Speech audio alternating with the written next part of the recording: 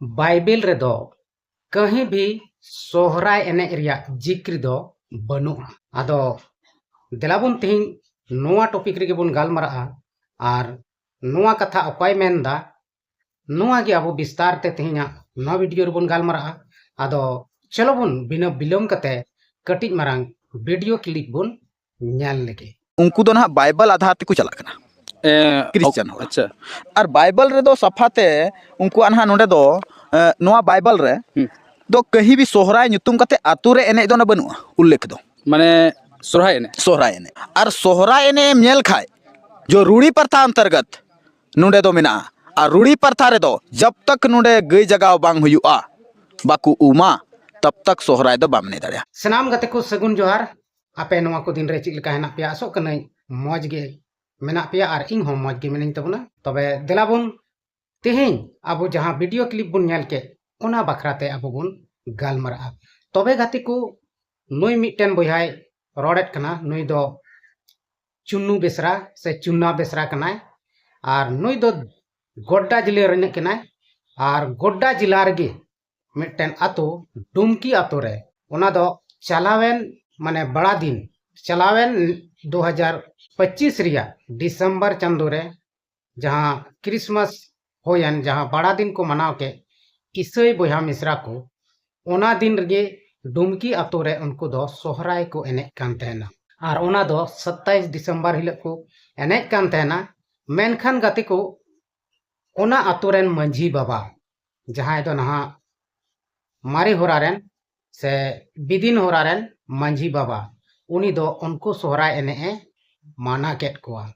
आदो ओना बखरा गे अब नोडा बुन ᱧᱮल केदा वीडियो क्लिप रे नुई चुन्ना बिसरा चिक कथाय रोडदा इसई हड़ बखराते तो नुई मेनदा जे इसई हड़ दो बाइबल अनुसार ते को चला नोआ दो ठीक गया बाइबल अनुसार ते को चला आर हो उनी चिक मेनदा जे मेनते बाइबल रे दो नोआ सोहराय एने बखरा दो ओका रहो जिक्र बनु अना आदो गाती को बाइबल दो मिटन भागी शिक्षा रिया किताब कना और मौज डहारते से नपाय डहारते से सुलूक डहारते चीज लेकाते को चला मानवा को ओना बखरा गी ऑल कने ओना रे दो एने सिरीन से लड़ाई झगड़ा कथा को दो बांग ऑल कना मेनखान क्रिसमस से बड़ा दिन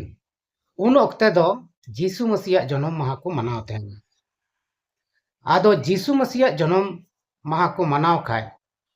हड़ हपन दो से आदिवासी ईसाई दो उनको दो जम न्यू कते को एने सिरिंग आदो दिसंबर चांदो रे दो एने सिरिंग खाय को उनको दो कुल्ही कुल्ही को दणाय खाय दो सोहराय को एने आदो ओना सोहराय गे को एने कान ओक्ते रगी डुमकी आतोरेन मंझी बाबा उनको ये मना केट कोआ जे आलो पे एने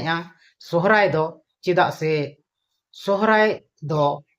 उन हबी दो बाको एने जब तक उना आतो रे घई जगह बांग होई लेन खाय सोहराय एने दो मना गया आदो नुई चुनु बिसराय लैयाय कना से मेताय कना बोया नोआ कथा आम जहां रोडेट कान नोआ दो एकेन अवड़िया गेताम और बाइबल रे दो नोआ को दो बांग ओलोगा से ऑल दो बनु अना एने सिरिंग रिया दो नोआ आमिंग लैयाम कना बाइबल रे दो एकेन मौज कथा को ऑल कना एने सिरिंग कथा को दो बांग ऑल कना मेनखान हड़ हपन दो चाहे जहाटा धर्म रगिए तहन उनी दो एने सिरिंग दो बाम माना दाड़े एनते उनी दो रस्क गियाय अरे रस्क खान दो आया जहां जाति कना ओना लेका गे रस्क नितो आबो बुन ᱧᱮᱞᱮᱫ कोआ आबो संताल रेन गे बेहू बेटी को से कोड़ा गिद्रा को ओका लेका डीजे को डांस दा छपरी डांस उनको दो होना चीज हो बापे मेन दाड़े को समाज सुसरिये कना पे उनको दो को एने दाड़ेया ओना दो रूढ़ी प्रथा रे ऑल कना से ओका प्रथा रे ऑल कना ओना दो बइन बड़ाय के और नोआ वीडियो रे आबो बुन ᱧᱮल के नुई चुना बिसराय मेनदा जे सोहराय एने दो बोले गई जगह बांग होई लेनखान बांग को एने जो नोआ दो बोले रूढ़ी प्रथा अनुसार ते मिना अनान आदो बोयहा आपे ᱧᱮᱧᱮᱞिया को लई तबुन पे ची रूढ़ी प्रथा दो सिदाय जुग रे दो बांग ताहे कन सिदाय खन गे चो नुको क्रिश्चियन हड़ मको एने कान सोहराय को उन रे दो चिकाते बाम मना ले को और नितो दो चिकाते मनाय दोसार कथा जहां रूढ़ी प्रथम लयत कान नोआ लेका ची आतो टोला रे सिखनतेम एमावको कना जे अबोआ सोहराय परब दो नुंका मनाव हुयुआ से हनका मनाव हुयुआ नुआ बखराते जहां रे शिक्षाम एमावको कना बाम एमावको कना आर नितो आमेम मेंदा गई बांग जगाव लेखान सोहराय बाको एनेआ तबे नितो मा गोटा दिसम रे सोहराय आतांग दाराम परब को मनावेत कान स्कूल कॉलेज रे से आतु दिसम रे सोहराय अवरी तियगो रे आर गोटा टांडी टिकुर को सोहराय को एनेक कना उनको दो चिकाते बाम मेन दाड़े को कना जे मेनते गई बापे जगाव का को सोहराय चिदा पे एनेक कना आदो ओना डुमकी आतो रे नुंका नियम मेना से गोटा दिसम रे नुंका नियम मेना जे मेनते गई जगाव बांग हुई लेन खान सोहराय दो बाको एने आदो नहय नोआ कथा जे आमेम रोड़दा नोआ दो थोड़ा ठीक दो बाम रोड़दा आर जहाय मंजी बाबा उनको माना केत को उनी हो बेस दो बाय कमी लेदा चिदा से एने सिरिंग दो अकोय हो बाम माना दाड़ेया आर जहां लेका को रस्का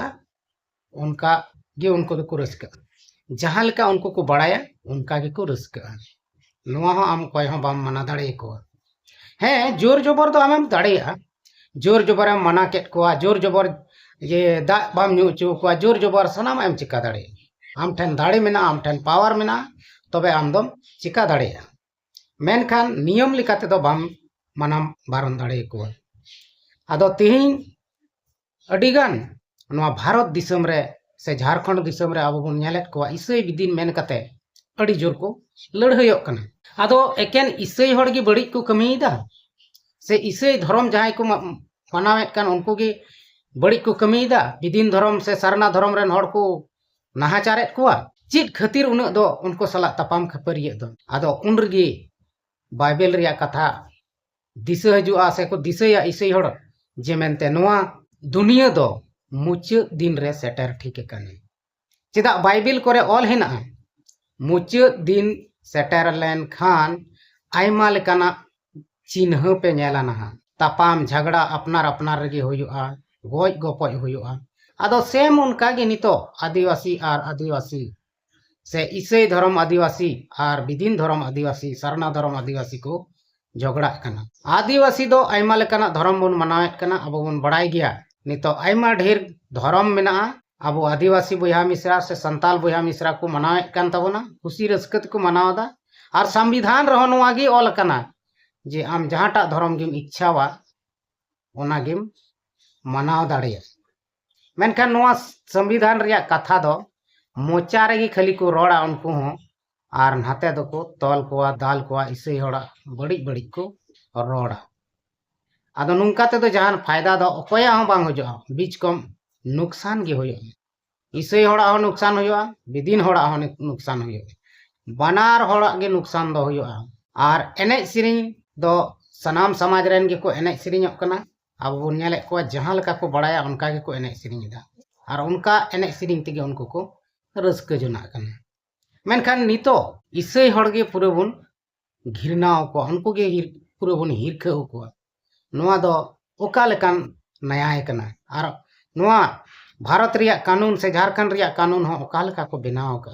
बांगमा बोले इसई हड़ दो थमकाव को पे एगेर को पे तोल को पे दाल को पे नुंकायदा को हनगायदा को आदो नुंका लेकाते नोआ जहां सोहराय परब कान नोआ रे नुंका माना कथाय लयेत कान बांगमा गई जगह बाको बांग होई लेन खाय सोहराय बाको एने आदो नितो गोटा दिसम आबो बन नेलेत को सोहराय को एने कना और बिदिन हड़ से इसई हड़ सनाम जाति रेन को एने कना स्कूल कॉलेज रे सोहराय आतांग दाराम परब को मनावेत कना और जुदी नोआ जहां बापे नेल खाय से बापे बड़ाई खाय दो सर्च कते हो नामो गया जे सरीगी सोहराय आतांग दाराम परब को मनावदा और उनरा सोहराय को एने कना चलावेन दिन रे अब मिटन वीडियो बन नेल केदा वायरल कना जे मेनते सोहराय माने गिद्रा बाको बड़ाई कना से बाको लई दाड़िया कना दुमका रे जखन सोहराय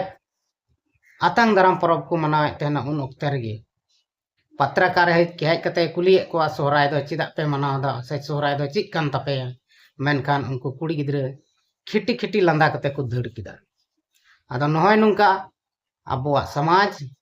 और नुई चुनराम गुमकी आम जुदी संताल समाज लहाय से रकाब एम मेन जंग खान हाना न बोका दो आलम बोका तबना बोकाव कते दो चित फायदा हो बनुआ सुलुक शांति ते हड़म दो दाड़े को खान उनागे आमी नेहराम कना सुलुक ते शांति ते हड़ को दो को चलो बन तबे तेहना वीडियो दो नड़ा गेबन मुचे कना सनाम को गिन सेन खन मुचे जोहार।